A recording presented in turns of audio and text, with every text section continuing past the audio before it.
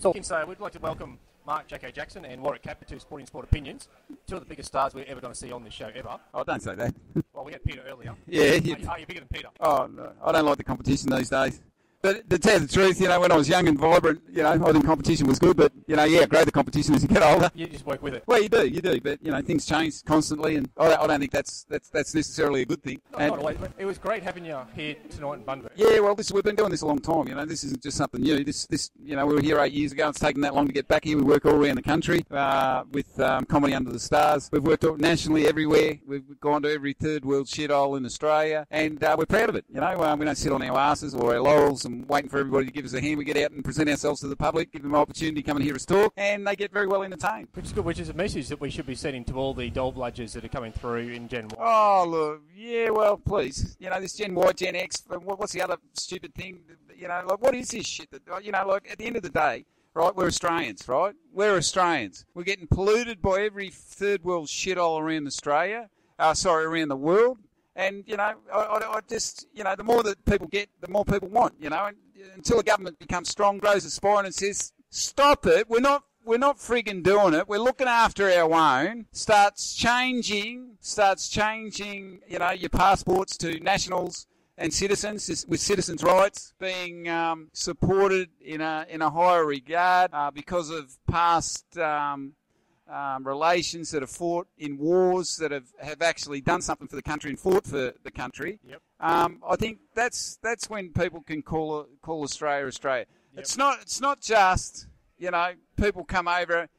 This multicultural bullshit. We need a strong leader that comes in and says, right, those dickhead leaders that opened the doors and made the country like it is today, and this will be debated whether it's successful or unsuccessful, but made the country and changed the whole landscape of Australia and Australians, those bastards responsible for doing that, politicians, should be held up in court and put in jail. What disrespect for these blokes that fought in the First World War, Second World War. They'd be turning in their friggin' grave if they saw what was happening to this country. And then we give aid to every other third world shithole in the world.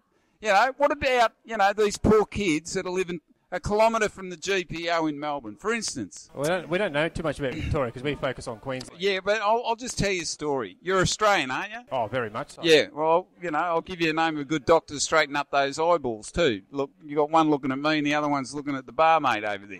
They're spinning around here. No. No, but at the end of the day, look, I'll tell you a story. I work with some very flavoursome people. I've worked with Roger Rogerson, Mark Brandon Chopperoo, Warwick Capper, Peter Bazzasto, Jason Ackermanis. The list goes on and on and on. Then you got the high tier, AFL people like Tommy Avey, Alex Jesaulenko. I've worked with a lot of people, right? Yep, right. But they're all Australians, mate. They're all Australians, presented something for Australia. And, I just can't stop thinking, that we got kids a kilometre from the GPO in Collingwood in the housing commissions, right? We're giving aid all around the world, right? Chopper and I used to drink and eat at the Leinster Arms Hotel in Collingwood. There was a young fella there called Dean. He was 16. He wasn't old enough to go into a pub, right? Yep. Dean, come in for a can of lunch. We'll take you in for a can of lunch. No, I can't come. And we must ask this kid 15 times to come and have a can of lunch with Chopper and Jacko. Just a cop, have a lemonade, da-da-da-da-da. No, there's no problem. He wouldn't come in because Chopper later told me the bloke was embarrassed because he couldn't use a knife and fork at 16. He's living in the housing commissions. His mum and dad, pissed idiots, have come home and chucked him a chicken in a box every night. And the poor kid was embarrassed about using a knife and fork. Listen, we've got problems in Australia retaining to Australians. Let's focus on that first. Worry about worry about everything else second. That's my view. I'm sorry if I've hurt anybody's feelings. I don't mean to, but look, and then you've got there's many different issues that should be fought, but the Australian person, the Australian man, right, has just grown more gutless and spineless. Yep. Every year since I was 20, right? So that's 33 years, and every year a fraction. The generations of today are piss weak. The older generations, they're pissed. They're pissed. Yeah. And I don't mean pissed off. I mean they're pissed. They've been drinking too much. And while all this has been going on, the Australian people have just been jabbed that fucking hard up the arsehole, right? Right? That we're just taking shit from all over the world until the Australian male man says, right, we've had a gutful. Yep. You know, these troubles in Sydney, breaking into old ladies' houses, till they start bringing back in capital punishment for some of these things, right? And take the wrath from around the world for doing it. This shit is just going to get worse and worse and worse. We'll take you off that tangent. That's probably the best speech leading up to Australia Day, ahead of the stupid flag debate and Tony Abbott riding a bike. Oh, today. look, really. But, That's great. They're politicians, yippee-yi-yay. At the end of the day, they've got to be in power. Someone's got to be in power. But please, grow a spine, you know. I know you're bigger than me, but I'm going to interrupt you. Yeah, go Please don't hit me. No. But we'll get back to sport. Yep. Quick question. We're going to wrap it up. Yep. Who would you rate as one of the better AFL players in the last 10 years? I haven't seen one. And I'm being perfectly honest with you.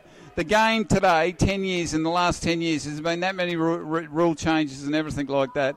None of these guys would have got a game. None of them. In the 80s. None of them would have got a game, mate. I'll throw one name at you. Throw 10 names at me. Jonathan Brown. No, it wouldn't have got a game, mate. No? No, mate. He run around with his big haircut and everything. He would have been cut down to threads in the early 80s, mate. Please. Oh. We had blokes like Alan Martello that was struggling to get a kick. You're knocking my Brisbane Lions. Please, mate. You know, they've got to get rid of Voss. Once they get rid of Voss, they'll be all right. I'll- Great players, and he was a great player, let's face it, you know. He's not a coach. Yeah, that great players don't make great coaches. Just face the facts. Move on, get out. Let someone fresh come in there and do the job, mate. They've got to get some killer into that joint, mate. He cleaned out the dead wood. Get someone better. Yeah, mate, clean out the dead wood. Get them on. They've had their premierships here, and they're going to go down in history, and they're going to be able to go back to all their luncheons and their parties and everything. You know, like, please, get your ego out of it and move on. Okay, well, have you given a tip this year? To who?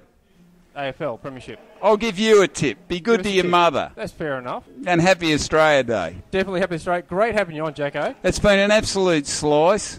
And I want to tell you, you know, it's always good to be able to spill your own opinions on a little bit of a radio show. It's fantastic, and I hope that you can get out and get these sort of opinions out of people.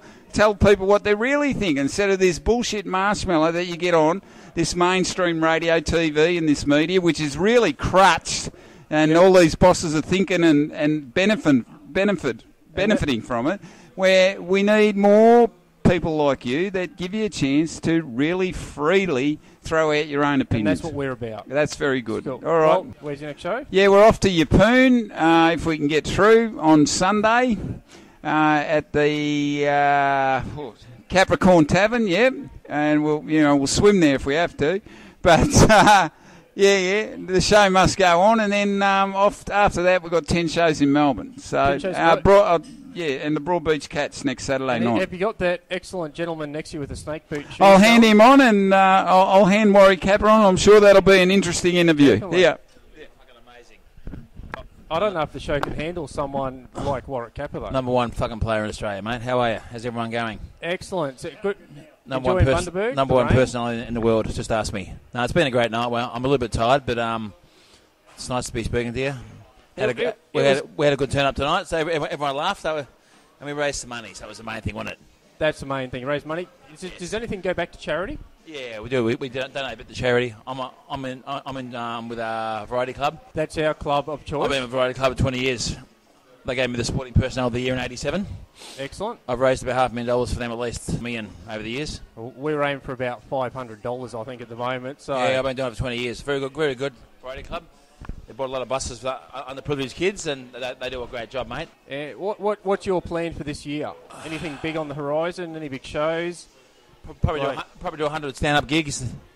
I do bucks and hens nights, bar mitzvahs and weddings and divorces. Yep. Next TV show coming up, I think it's called Celebrity Splash. That could be on the cards, and I might be back on Celebrity Apprentice.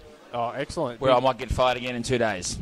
No, you should last more like than 2 Big Brother, days. I lasted about 4 days in that one. You got more hair than Max, so you should last longer than Max. A lot better looking too, and a lot more well endowed too. So as you can see, man, Jacko, we're not short on words, are we? This is Warwick Capper, the lean man excitement machine, blonde hair, blue-eyed, ready for takeoff at the beautiful Bundaberg Rum Distillery. It's been excellent having Warwick on the show. We thank you for the input. It's awesome night tonight. And what about the Swans winning the grand final this year? Wasn't that fantastic? It's better than Melbourne, the team winning. We were a dark horse and got it by 10 points. I'll go for the Swans over any Melbourne team. And we stuck it up all of them, didn't we? They were the fancy dancies.